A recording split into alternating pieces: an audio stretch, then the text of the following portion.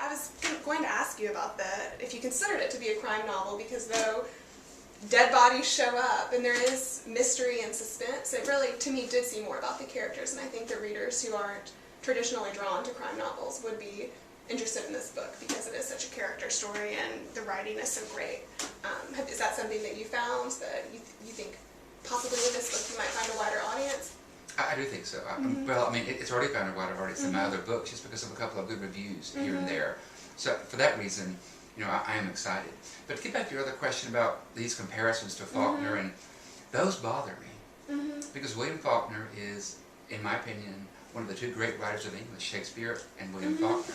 And how do you compare a little twerp like me with now 4 books to this towering genius? It's unfair. Yes, we live in the same town, and I pass this grade every day. But why, you know, why compare me?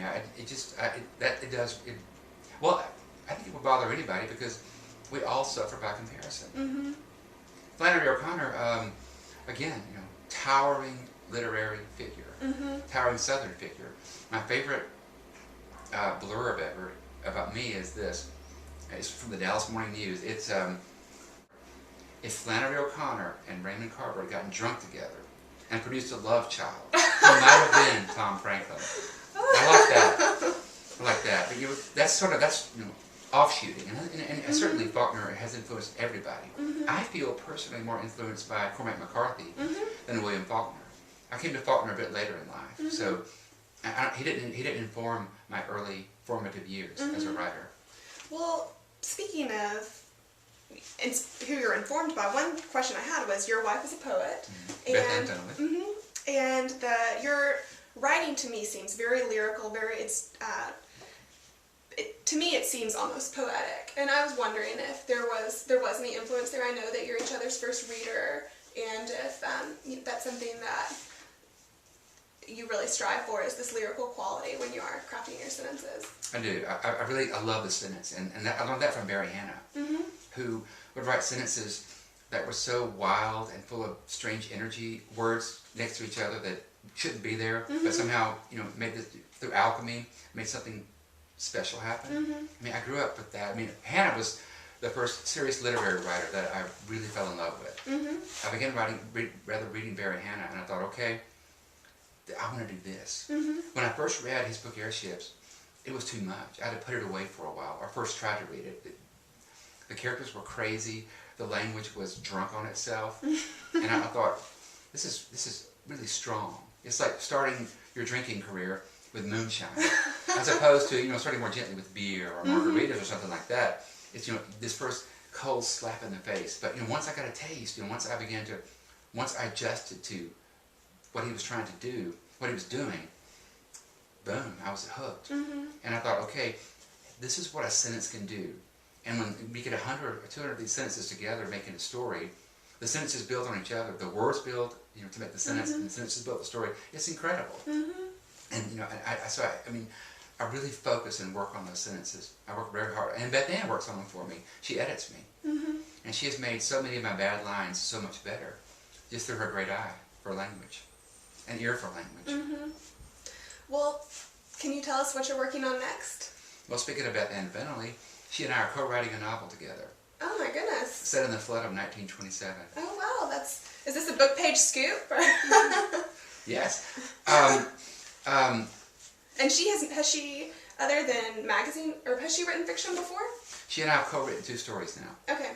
One it's very short, called The Saint of Broken Objects. It's, you know, it's a short, it's a page and a half long. The second one is called What His Hands Have Been Waiting For.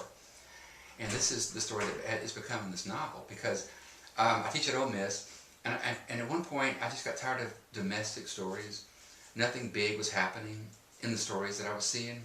And I said to my new class, okay, this is a zombie workshop. We're writing stories with flesh-eating zombies in them. And you have to do this to pass this class. And they all did it, and it was fun. And so I thought I would try it. I wrote a terrible zombie story. And a couple of years later, I just put it aside, a couple of years later, Carolyn Haynes, who's a writer from Mississippi, was doing an anthology called Delta Blues. And she wanted a story from me. I didn't have one. I took the zombie story and took the zombies out and made them real people. And sent her that. It didn't quite work. She sent it back to me. I didn't have time to work on it, but so I gave it to Beth Ann. And Carolyn said, make this set in the flood of 27, as opposed to the zombie plague. And I said to Beth Ann, okay, would you be interested in co-authoring another story with me? I'll give you this mess. If you make it beautiful, we'll have a story together. So she did. And the story came out in that anthology and in a magazine from California called The Normal School. My agent saw it there and called me and said, where did the story come from? You wrote it together? Why didn't you tell me? He said, this should be your next book and y'all should write it together. So where are you on that project now? She's written 17,000 very good words and I've written about 2,000 very bad ones. Okay. Well, So, any predictions on when we can expect this? It has a due date, but I actually can't remember. So, because Beth Ann's writing it with me, she's very regimented, and she has great work habits. I think it'll help me to have better work habits. I have bad work habits. I'm a binge writer. I'll get started on something, it'll interest me, and I'll go for several hours, and then I won't go again for days, maybe. She works every morning for a certain number of hours, very methodically, and that's how you have to write a novel. Well, is there any working title at this point? Not yet. Okay, well, we're excited about that. I am too. I'm excited to be working with her because she's a phenomenally good writer. And her pages, I've got them in my bag here. They're so good. Here's an example of how good she is. We have a character who has one blue eye and one green eye. Okay? And he's married to our character Dixie Clay.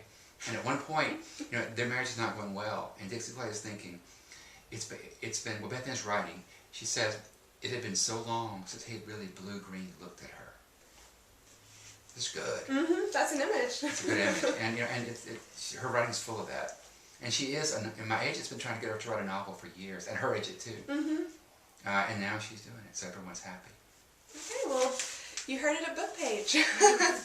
Well, thank you so much, Tom, for talking to us about Crooked Letter, and we will be giving away a signed copy on our blog and also a signed copy of an anthology, which Tom has a story. So, thank you so much for tuning in. Thank you, Eliza.